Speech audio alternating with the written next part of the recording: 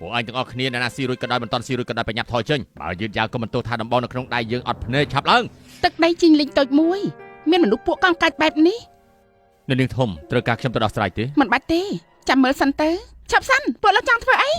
កូនក្មេងមកពីណាឆាប់ថយចេញទៅអាយ៉ាលោកបងទាំងអស់គ្នានៅសុកមានកញ្ចង់សម្អាតកន្លែងយើងប្រាប់ឯងយប់នេះបងធំអញ្ជើញលោកលីជប់លៀងអ្នកមិនជាប់ពាក់ព័ន្ធត្រូវថយចេញឲ្យអស់លោកលីគឺចាងធានលីទេពចំបាំងផ្កាយ9ល្បីនៅជីងលីងមែនទេលោកថាឯងមានចំណេះដឹងដែរបើគុំតែលោកលីយកយល់ទូបកញ្ចាស់របស់ឯងនេះអាចអញ្ជើញបុគ្គលិកល្បីឈ្មោះមកបានទេបញ្ញាប់ដេញមនុស្សចេញទៅខ្ញុំហូបរួចទៅហើយយើអណែលោកខាងនេះរំខានលោកហើយមិនចឹងទេពិបាកដល់ខ្ញុំហើយពិបាកអញ្ចឹងមិនចាំបាច់ប្រាប់វាច្រើនទេថាចង្រៃឯងថ្លង់ទេអីមិនលឺយើងថាសម្អាតកន្លែងទេខ្ញុំហូបមិនតាន់អស់ទេយើងមិនខ្វល់ថាឯងស៊ីអស់ឬក៏មិនអស់នោះទេឆាប់ថយចេញភ្លាមបើមិនចឹងទេយើងនឹងសម្លាប់ឯងណាសងយើងស្ដាប់មិនច្រឡំទេអាចចង្រៃនេះវាថាឲ្យយើងសងពិតជាមិនដឹងថាលោកលីមានឥទ្ធិពលខ្លាំងប៉ុណ្ណានៅជីងលីងទេហើយឆាប់ថយចេញប្រយ័ត្នងាប់មិនឲ្យធ្វើបាបបងប្រុសខ្ញុំទេប្រយ័ត្នខ្ញុំវាយបែកក្បាលបែបយើងស្លូតពេកហើយមើលទៅអាយ៉ាអាកញ្ចាស់នេះ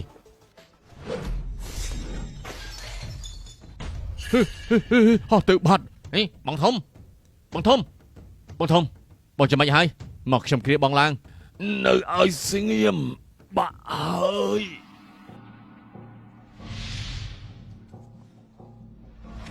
អ្នកណាធ្វើពួកឯងពិតជាថ្លាមធំមែនហ៊ានប៉ះពាល់មនុស្សបកនៀកខ្មៅរបស់យើងអ្នកលបងខ្ញុំក៏មិនដឹងថាមានរឿងអីដែរលបងអាម្នាក់នោះស្រាប់តែហោះទៅដល់ខ្លួនឯង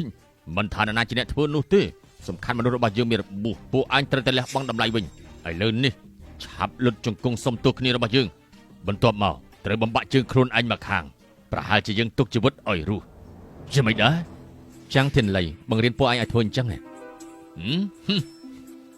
ល្អទេប៉ុន្តែថ្លាមធំក្រន់បើហ៊ានមិនគ្រប់លោកលីបែបឯងធុញទ្រាន់នឹងជីវិតហើយខ្ញុំលុតជង្គង់3នាទីស្អីគេ3នាទីទៀតឲ្យចាំងធានលីមកទៀមខាងត្បូងក្រុងពុំនោះទេស្លាប់ជាការសុំទោស3នាទីទៅជួបលោកម្ចាស់នៅទៀមខាងត្បូងក្រុងបើហ៊ានតែយឺតលោកស្លាប់ជាការសុំទោសបាទឆាប់ត្រៀមឡានទៅទៀមខាងត្បូងក្រុងបាទអាសម្រាប់ឯងហ្នឹងហ៊ានឲ្យលោកលីមកទីនេះដោយផ្ទាល់នោះគិតថាខ្លួនឯងជាណានៅ1នាទីទៀតនៅសល់1នាទីទៀតដល់វេលាអន្សារឯងហើយអាម្នាក់នេះប្រមាថដល់លោកលីគួរតែមានទោសដាក់វាទៅពួកអញឈប់ភ្លាមអាយ៉ាលោកលីមិនក៏លោកមកសាំងភៀវថោកទៀមហ៊ានមិនគោរពលោកលឹមផអាយ៉ាលោកលីម៉លីសុំគោរពលោកម្ចាស់ចង់ធានលីសូមគោរពលោកលឹមមិនស្មានថាគូដណ្ដឹងខ្ញុំនេះមិនមែនអត់ប្រយោជន៍ដូចពាក្យគេនិយាយទេតើយើងទៅសាំងជីវិញលោកមកដល់ចំពេលល្អណាស់អត់លោកលឹមខ្ញុំបដៅកូនចៅមិនបានល្អសូមលោកលឹមដាក់ពិន័យមកចុះមើលឆ្កែលោកឲ្យបានល្អបើនៅតែហ៊ានខំគេឯងទៀតតំណែងជាទេពចម្បាំងផ្កាយ9របស់លោកអាចរសារលែងបានហើយខ្ញុំគោរពតាមទូនមានជានិច្ចថ្ងៃក្រោយមើលកន្លែងនេះឲ្យបានស្រួលបួលទទួលបញ្ជាលោកម្ចាស់កិច្ចការដែលផ្ដាំឲ្យខ្ញុំធ្វើរួចរាល់អស់ហើយលោកម្ចាស់ដូចជាល្អដាក់គ្រួសារវាងពេកហើយតាំងពីលោកម្ចាស់រៀបការចូលគ្រួសារវាងត្រឹមរយៈពេល3ឆ្នាំចាប់ផ្ដើមពីគ្រួសារមកធ្លាប់មានកេរ្តិ៍ឈ្មោះខ្លាចជាគ្រួសារធំក្នុងចំណោមគ្រួសារទាំង4នៅជីងលីងវាងអេយ៉ានក៏ខ្លាចទៅជាទេពចម្បាំងផ្កាយ7ក្តោបក្តាប់អំណាចនិងទ្រព្យសម្បត្តិនៅជីងលីងជិត3ភាគពិភពលោកស្ងប់ស្ងាត់ខ្ញុំក៏ហត់នឿយការកាប់សម្លាប់គ្នាចង់រស់នៅបែបជីវិតសាមញ្ញម៉ាលីចាំងលៃស្ដាប់បញ្ជាចាចំណាយពេល3ឆ្នាំជ្រុំជ្រែងអ្នកមានគុណខ្ញុំនឹងគ្រួសារវាងឲ្យខ្លាចជាទេពចម្បាំងដឹកនាំជីងលីងកាលនោះខ្ញុំត្រូវគេដេញចេញពីគ្រួសារលីមមានរបួសធ្ងន់គឺបានអ៊ីយ៉ានជួយខ្ញុំទើបខ្ញុំមានគ្រប់យ៉ាងដូចថ្ងៃនេះខ្ញុំជ្រើសរើសរៀបការចូលគ្រួសារវាងគឺដើម្បីសងគុណនាងជួយជីវិតគួរដល់ពេលខ្ញុំប្រាប់អ៊ីយ៉ានពីសាវតាពិតរបស់ខ្ញុំហើយមិនឲ្យលោកម្ចាស់ឮថាលោកម្ចាស់លីមនៅសាំងជីងមួយរយៈនេះសុខភាពមិនល្អសម្រាប់រើសយកលោកម្ចាស់ថ្មីគ្រួសារលីមព្យាយាមតាមរកលោកម្ចាស់មិនអញ្ចឹងហ៎គ្រួសារលីមនិងខ្ញុំមិនជាប់ពាក់ព័ន្ធគ្នាប៉ុន្តែលោកម្ចាស់ជាអ្នកប្រុសធំកុំភ្លេចថាម្ដាយខ្ញុំស្លាប់គ្រួសារលីមមានពាក់ព័ន្ធ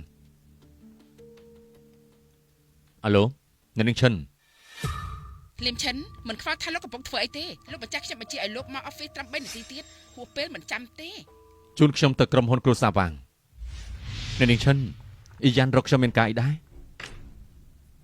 មានន័យថាម៉េច ប៉ុណ្ណឹងមិនច្បាស់ទៀតម្ចាស់របស់ខ្ញុំគាត់ចង់លែងលះជាមួយលោក លែងលះហេតុអី ដោយសារតែលោកមួយថ្ងៃមិនធ្វើអីដើរទាត់ខ្យល់ដឹងតែពីស៊ីដេកនៅក្នុងគ្រួសារវាងម្ចាស់ខ្ញុំចិញ្ចឹមលោក3ឆ្នាំនេះចាត់ទុកថាមានមេត្តាចំពោះលោកហើយពីថ្ងៃនេះខ្ញុំសូមឲ្យលោកដើរចេញពីម្ចាស់របស់ខ្ញុំ ខ្ញុំស៊ីដេកមិនធ្វើអី ខ្ញុំនិយាយខុសហ៎គ្រួសារវាងមានគ្រប់យ៉ាងដោយសារម្ចាស់របស់ខ្ញុំខំពុះពៀបង្កើតឡើងមកតែលោកគ្មានអ្វីជាប់ខ្លួនដែលជាមនុស្សចោលមកស៊ីត នាងមានសិទ្ធិអីវាតម្លៃខ្ញុំ យ៉ាងម៉េចចាក់ចំកន្លែងឈឺហើយហ៎លោកបញ្ញាប់សញ្ញេឲ្យហើយភ្លាមទៅកុំចំណាយពេលវេលាអត់ប្រយោជន៍តទៅទៀត ខ្ញុំមិនជឿអ៊ីយ៉ានធ្វើអញ្ចឹងដាក់ខ្ញុំទេគេនៅណា ម្ចាស់ខ្ញុំរាល់ថ្ងៃរវល់សឹងអីមិននឹងមានពេលមកជួបមនុស្សចោលមកសៀតគាត់បញ្ជាខ្ញុំយកលិខិតលែងលះមកឲ្យអាចនិយាយថាទុកមុខឲ្យលោកហើយគ្មានអ្នកណាសំណាងជាងលោកទេទំនេរគ្មានការងារ ទោះ ធ្វើ បីគេចង់លេងលះជាមួយខ្ញុំ